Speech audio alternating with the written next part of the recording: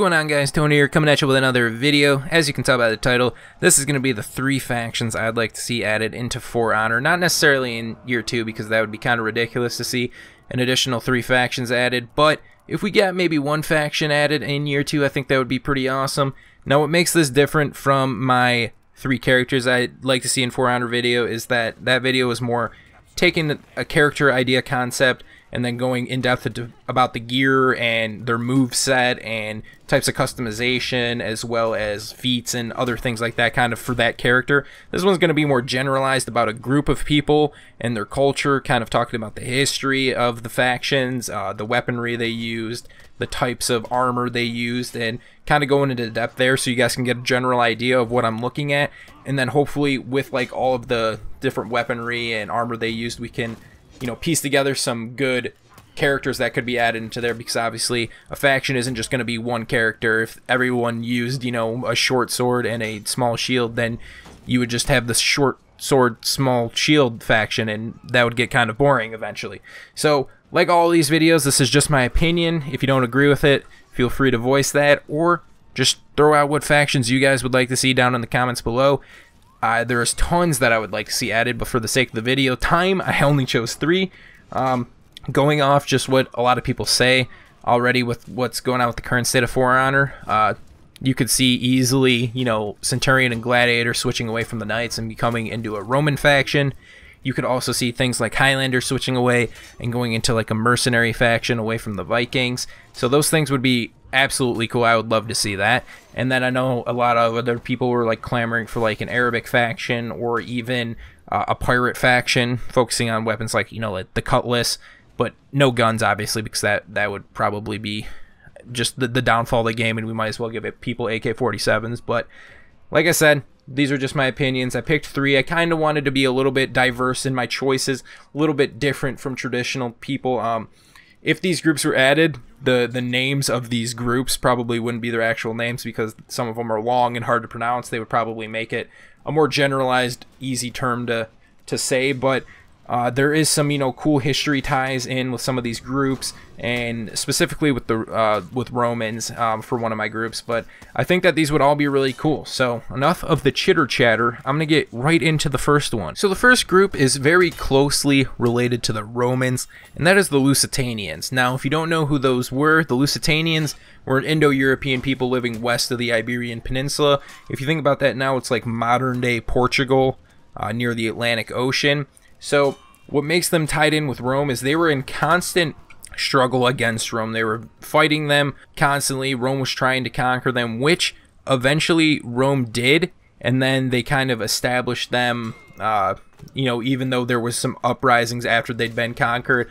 Eventually the Lusitanians began to adapt to the Roman culture and, you know, pick up on their military habits and just kind of the way of life, and they eventually became known as citizens of Rome. So theoretically, you could make this into the Roman faction, or you could make it separately into the Lusitanians, depending on what time in history you were talking about.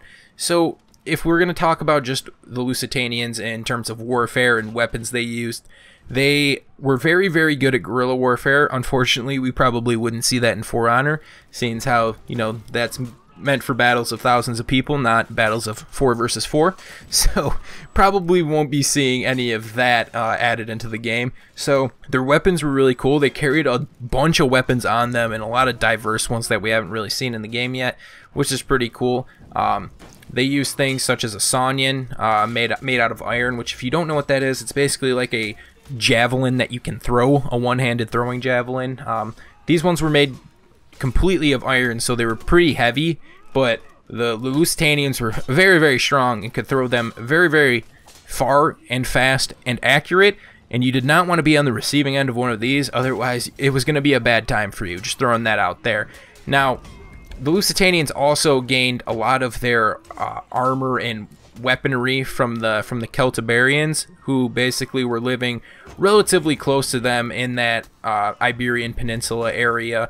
And these guys, if you guys didn't know, the Celtiberians actually invented what we know as the gladius sword, and that was eventually adopted by the Romans after conquest. So just a fun fact for you guys. Now, in addition to this, they use swords like the falcata, which is a pretty cool looking one-handed sword with nice curvature to the blade. A lot of one-handed swords were used by the Lusitanians, mostly because a lot of the time they would also go with a small rounded shield, which was, you know, very, very common for the Celtiberians, as well as the Romans. Even eventually they adopted that. So in addition to this, they used armor similar to that of the Celtiberians. So if you want to consider that, think of Centurion's helmet, you know, with the plume on top and the face mask, but basically remove that face mask and you have what the Lusitanians primarily used. Some didn't even use helmets, but others would use this one, which is basically like a metal helmet covering the tops, sides, and back of your head, but actually leaving an exposed face. So that's something a lot of people ask for in For Honor, is some more exposed faces, and we've been starting to get that with people like, you know, Highlander and Shaman in the game. So this would be another thing that you could add, but have awesome customization to the helms, especially with the metal workings and the plumes on top. You could do a variety of different things that could look very, very cool. In addition to this, though, they also used a weapon that I think is really, really unique, and you don't really hear many other warriors, I guess, using these as much, and that was darts. They used darts pretty much in every battle, and they were extremely accurate about them, and they didn't like use them through like a shooter. They actually threw these darts, and they were extremely sharp, and like I said before, with the Sogdians, they were very accurate at throwing these, and they would pierce their enemies and do some very, very good damage, and while their enemies are injured, they would just basically charge them, attack them, and brutally destroy them. So that was a bad time for their enemies. So I think this would be pretty cool to see somebody maybe going out with like a sword and a shield, and also having the capability of maybe even using like a javelin, like a one-time throw javelin, or having some darts at their disposal, even if maybe those were feats and not actually part of the kit. I think that could be really, really cool as well. But like I said, they were eventually conquered by the Romans and became citizens of Rome, so you could theoretically group this in to the Roman faction, and I think this is probably the closest one that we could see added into the game. I think this is the most realistic one, and that's why I wanted to include the Lusitanians and kind of give some brief discussion about them, because I feel like this is probably the most likely to be in the game first. The other ones maybe potentially down the line, but I would really like to see this one, mainly for the fact that the customization on them would look awesome.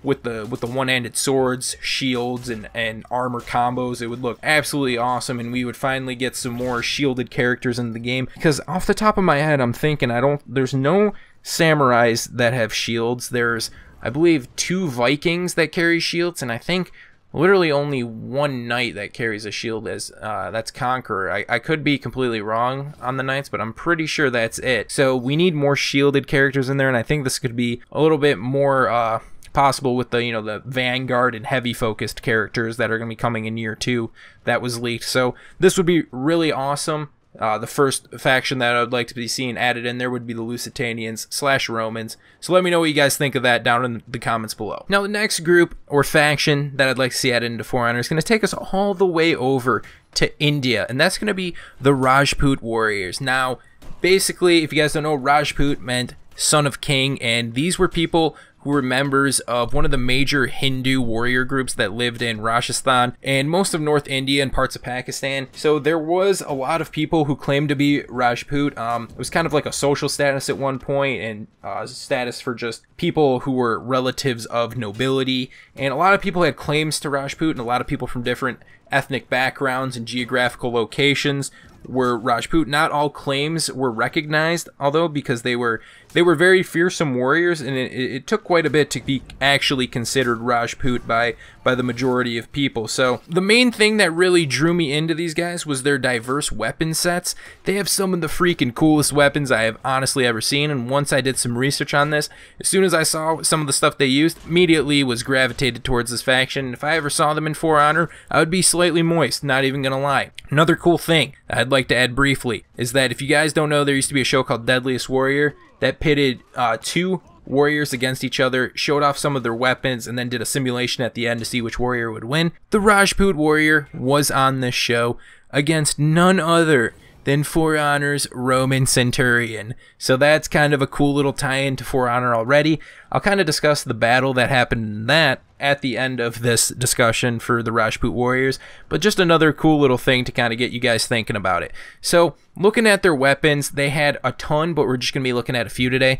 They use things like the Khanda, which I like to think is the Indian rapier. That is a close range weapon. It's a straight bladed sword, unique to that of the Rajput warriors, and it was a double-edged blade that broadened near the tip. And traditionally looking at a type of sword, you might think, oh, that's a hacking and slashing sword, but no, it's actually mainly used for thrusting, and it was a very, very effective tool, mainly because it was used by pretty much every single Rajput warrior. So another thing that kind of like makes me think of a rapier is kind of like that, the guard on it kind of reminds me of that of the traditional sword like that. So this weapon was used all the time by Rajput warriors, and it had to be pretty effective for pretty much everyone to be using it. So that's a really cool weapon, the Khanda. As for like a mid-range weapon, we have something that I had never heard of before, and that is like the Ara. I don't know if I'm pronouncing that correctly, but I believe it has another name. I think it's the Urumi, and that is a flexible sword. Think about that, a flexible sword. That's pretty cool. The way this worked, it has one or more flexible steel bands in it that are either like a 3/4 inch to an inch wide, and the swords themselves were like 4 to 5.5 feet long. That's almost as tall as an entire person. So that is crazy. They had very small handles, and that had covers on it to protect your hand, and the blades were sharpened, but they were used with some really ancient martial arts tactics, and people could actually evade attacks from their opponents by literally like balancing on the swords and using the bend to that. But they weren't really great killing weapons. They were more of kind of like an injure weapon.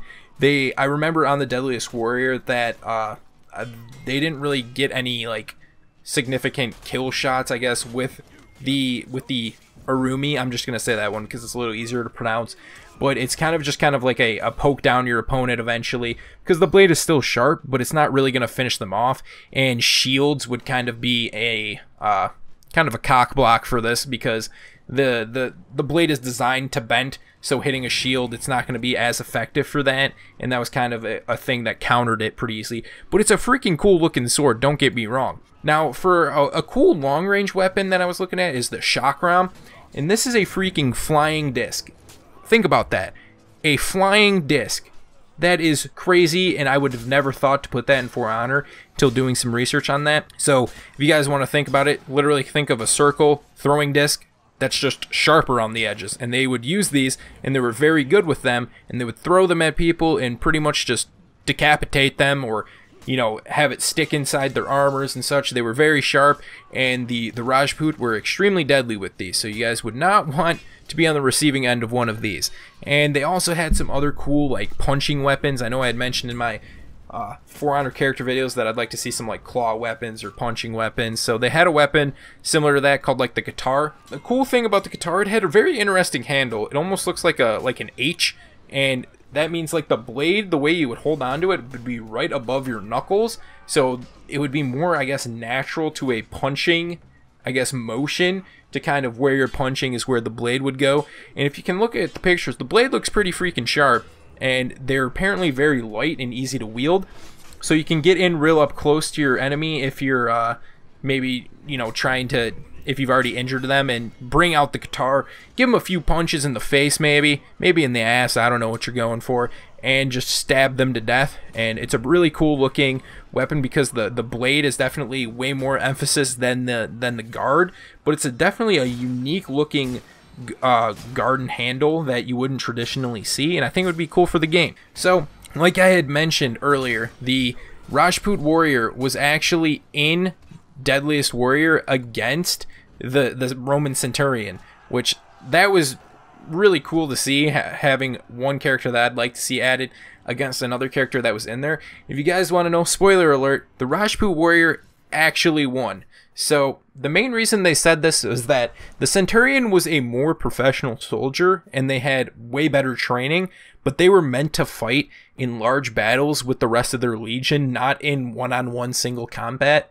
The Rajput were very, very good at battling with or without another Rajput warrior, and that made them basically have the advantage. They were more advanced in hand-to-hand single combat, not in big battles, but they also did well in major battles. I feel like if it was a you know, just an actual conquest, like, you know, 1,000 Centurions versus 1,000 Rajput, maybe the Centurions could win. But in the single combat right there, the Rajput was a more advanced warrior, and that's why they ended up winning on that. So this would be the second faction I'd like to see added to For Honor. So the third and final faction that I'd like to see in For Honor is going to be the Mongols. Now, when talking about Mongols, we're looking at the Mongol Empire around 13th and 14th centuries, and it was a pretty damn big empire. Actually, the largest one in history. It went from like Eastern Europe all the way to the Sea of Japan, stretched up into Siberia, down almost in like India and such. So they had a lot of land and conquered a lot of shit. So the main thing when they started up, a bunch of nomadic tribes just kind of came up under together under the rule of none other than the man himself, Genghis Khan, who was a freaking crazy warrior. That man was someone you probably did not want to mess with. He was a very fearsome dude. So when I looked up stuff about the Mongols, I kind of was really attracted to their armor and different strategies they used with that. They also had some pretty cool diverse weapons that we haven't seen yet in For Honor that could be cool to the game. Some other weapons that I think would be kind of difficult to implement into the game, but I feel maybe with more creative minds around could possibly think of different ways to use that. So if you guys don't know, the main thing about the Mongols was that they would ride on horseback and be using a bow. So I don't think we're going to be seeing any horses in For Honor, mostly because, you know, they're not huge open battlefields. We have 4v4 games on relatively small maps. So I think a horse would be kind of unnecessary. Now, the Mongol Bow is the weapon of choice for the Mongol warriors, and it was basically just a compound bow made of bone and wood and other materials, and they would use these riding from horseback, and they were extremely accurate with these, so they could be running very fast and going against ground troops who can't necessarily get up against them, and they could fire off arrows from a distance and really hurt their enemies. So the bow is kind of something I've wanted to see in For Honor, but I didn't really know how that could really be implemented. I think a character that only used the bow would be it would be either really strong or really boring and not good, just thinking about it. So maybe if a character, you know, had like a bow as like a secondary weapon along with the sword, that could be pretty cool. I know we've had bows with feats and whatnot, but I would like to see a little bit of a different adaptation to put it in someone's actual kit. Now, they didn't just have bows, they also used things like spears and javelins and swords like the saber and scimitar, which was the scimitar was probably the most common sword they used because it could slash, cut, and thrust because of the shape of the actual blade, and it was also good, again, riding from horseback, so they could swing it with one hand or two hands, and it was relatively light sword, so they could, you know, hack and slash while riding through the battlefield. They also had some other cool devices, like they used catapults a lot, and they had, you know, different machines that they would use. I think it would honestly be cool not to have, you know, like a freaking Mongol in For Honor rolling up with the catapult, but if we had the Mongol faction added to maybe make some maps that were kind of had some more interactable things, like, you know, we've had the ballista before in the Sentinel, but if we actually had something that maybe had a usable catapult that would like throw maybe like a flaming boulder onto the B flag, that would be pretty freaking cool, honestly. That's something that I've wanted for such a long time. If we can actually get a working catapult, I would be so happy, and Mongols use them a ton, so what better place to introduce that than right here?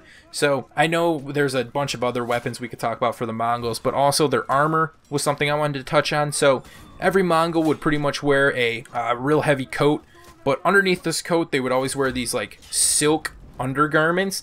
Now these were pretty significant actually, because silk is a kind of stretchy fiber, so when getting hit with arrows, the silk would actually kind of like wrap around the tip of the arrowhead and actually make the impact a little bit less from the arrows, as well as removing the arrows less, because it was cited that removing arrows from like wounds already was more deadly than the actual arrow shot itself, because the tip of the arrow was like tearing essential arteries and ligaments and stuff inside of your body, and that the people were basically killing themselves by like removing the arrows. So this actually would wrap around the arrow tip and make that pull out a little bit. Your pull out game would be strong, essentially, if you want to think about it. So along with these leather coat, or these thick coats and silk shirts underneath, they would use armors that were kind of cool. They were called lamellar or lamellar. I'm not exactly sure how to pronounce it, but they were basically small scales of iron, chainmail, or like a leather, and they were sewn together with leather tongs and could weigh pretty heavy. So you could see some heavy Mongolian guys like these could weigh up to 25 pounds for just their armor. So it would basically just be kind of like hanging down like fish scales, I guess. It's not like chainmail really, where it's all like one piece. It's just like a bunch of different layers of other pieces like sewn together to make like a single chest piece. Hopefully I have some pictures up there, because my description of it is absolutely atrocious, and I apologize for that. But they would also use that quite a bit, which I would think would be really cool. We haven't seen an armor like this in the game. They would also have cone-shaped helmets composed with like iron or steel plates, and these had a cool different shape again, exposed faces, similar to that of the Lusitanians, except these ones had a more curvature shaped and not really a plume on the top. They would have, you know, maybe like a little emblem at the top, like a cross or something, you know, like a symbol of their clan or whatnot. So they looked really cool. And they also had iron plated neck guards on some of their helmets, so that could be another cool looking feature to add for the armor in there. So I think just literally they would have also, just to mention, like sometimes leather helmets as well. And a lot of the cool armor and such was a status of nobility. So the higher you were in rank, the better armor you have, and this could be good for like progression of a character. So you start out with like a Mongol who has, you know, maybe like a leather helmet and like kind of leather armor, and then you eventually move up to that iron helmet with like the lamellar armor with the actual like steel tabs on it instead of having leather. So as you progress with the character, your gear also progresses by changing materials. I don't think we've really had that in the game too much, to where we actually would change materials, like start out with like a crappy leather jacket and move into crazy armor. I think that would be a pretty cool addition to them. The Mongols were pretty cool, I think, for customization. They had a lot of the time really cool facial hair too, which is something they've added in for, like, you know, Highlander always changing up the facial hair, Aramusha changing up different hairstyles and facial hair as well. So I think adding this could be some pretty cool things, and we could have quite a variety of characters. We could have, you know, heavy ground Mongol troops, as well as more of like a swift bow using Mongol. So I know I explained quite a bit in this video, kind of rambled probably a little bit, but these are 3 factions that I would like to see added in. If you guys don't remember from the beginning of the video, that is the Lusitanians, the Rajput warriors, and the Mongols. Let me know what you guys think down below. Tell me what factions you would like to see added, if you agree or disagree with me. Like I said, just a personal opinion. This is what I'd like to see. Maybe somebody from Ubisoft sees it and is like, hell yeah. That's pretty much my goal, right? So if you guys did enjoy the video, I'd appreciate it if you left a like, comment, and subscribe. As always, my name's Tony. I'll talk to you in the next one. Peace.